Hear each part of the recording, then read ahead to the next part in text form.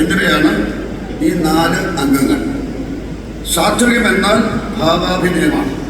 നടന്റെ അഥവാ നടിയുടെ മനോധർമ്മവും ഇതിൽ ഉൾപ്പെടുന്നു. ആംഗികം എന്നാൽ ശരീരാംഗങ്ങളുടെ ചലന ക്രമീകരണമാണ്. സംഭാഷണം എങ്ങനെ ഉച്ചരിക്കണം, ശബ്ദത്തിലെ ശ്രുതിഭേദങ്ങൾ എങ്ങനെയായിരിക്കണം എന്നിവ നിശ്ചയിക്കുന്നതാണ് വാചികം.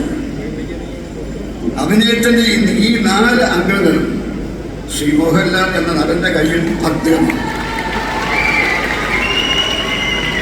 സ്വാഭാവിക ചലനങ്ങളിലൂടെ ഏത് കഥാപാത്രത്തെയും അവതരിപ്പിക്കാൻ മോഹൻലാലിന്റെ കഴിവ് അന്യാദൃശ്യമാണ്. സിനിമാ നിർമ്മാതാവ്, സംഘാടകൻ, എഴുത്തുകാരൻ, ഗായകൻ, ജീവകാരുണ്യ പ്രവർത്തകൻ എന്നീ നിലകളിലും മോഹൻലാൽ ശ്രദ്ധേയനാണ്.